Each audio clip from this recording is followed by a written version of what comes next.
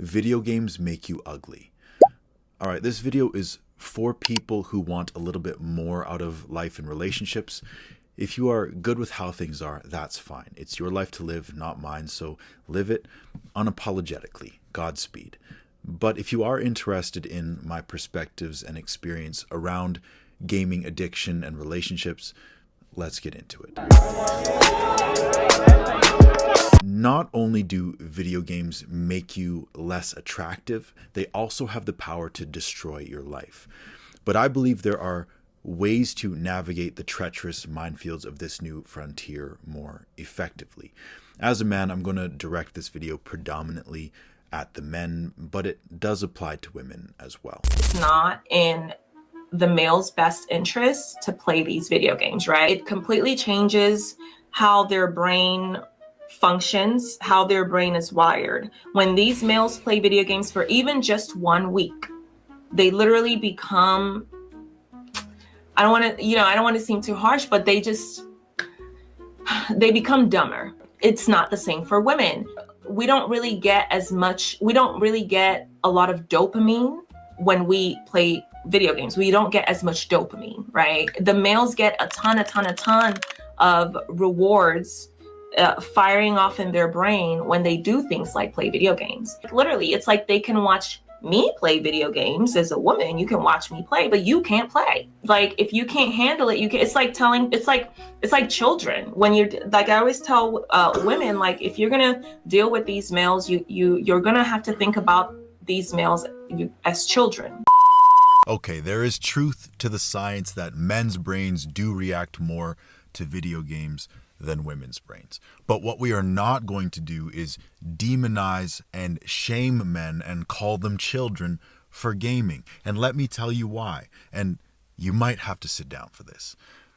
Science also indicates that social media has a disproportionately negative effect on women's brains as compared to men's. How's that for an Uno reverse card? So if you want to sit up here and say only women should be allowed to game because men's brains can't handle it, you better be ready to also say that only men should be allowed on social media. Well. How the turntables.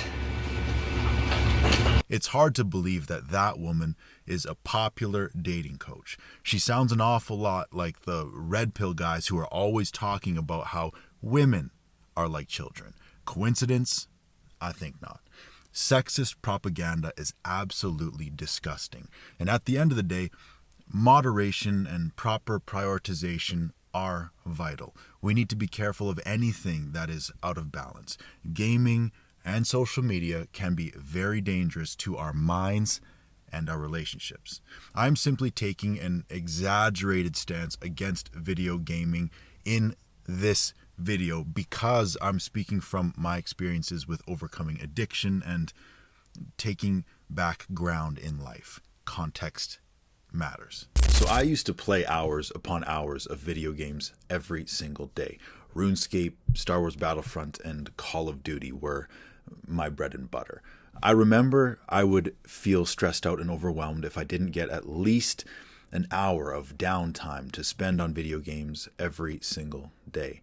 I remember being at work physically, but mentally I was checked out. I was thinking about and visualizing just getting home and getting plugged in. This even started happening when I was with friends and family and even girlfriends. It took me a while to realize that these games were not just a hobby that were helping me mitigate stress. They were actually an escape that had become an addiction.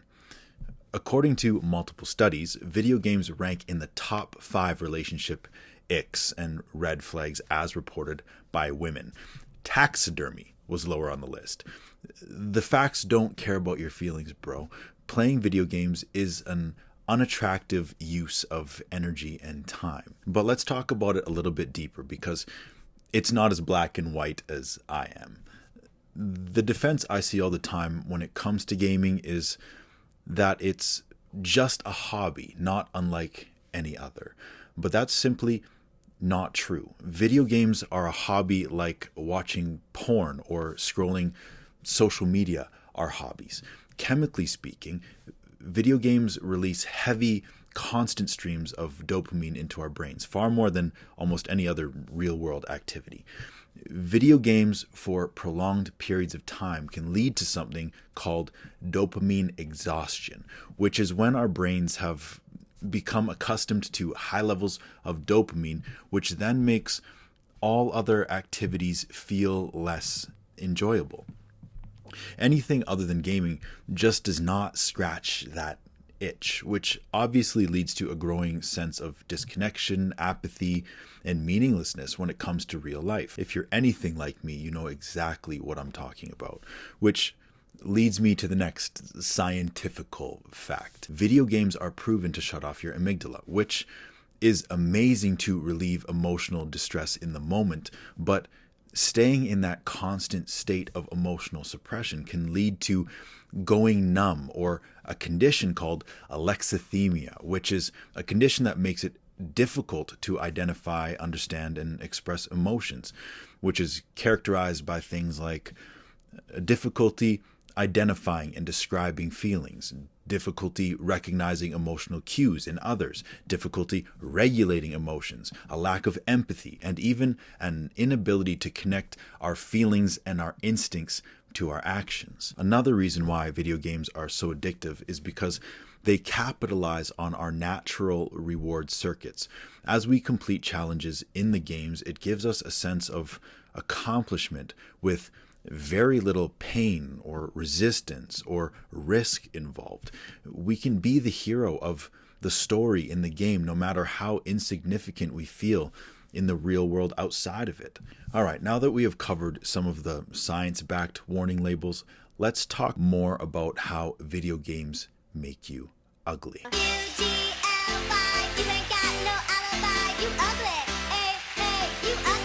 I think that there is something that snaps inside of a woman's brain when she spends time under the same roof as a man who spends too much time gaming, especially if the gaming is being prioritized so much so that other responsibilities are being neglected. And I don't think this natural sense of disgust should be outright demonized. It would be foolish to be upset with women for how biological sexual desire works. Don't hate the player, hate the game, literally. Women are not wrong for this, just as men are not wrong for being more attracted to and preferring women who look and behave in certain ways, no matter how loudly people scream and stomp their feet at the unfairness of it all. I was one of the people who used to justify gaming as just a hobby, no different than reading or gardening or collecting stamps. But we've already established the neuroscience of how it's definitely not like most other pastimes, but beyond the brain chemicals. When it comes to human attraction, not all hobbies are created equal. Hobby horsing is a hobby, after all.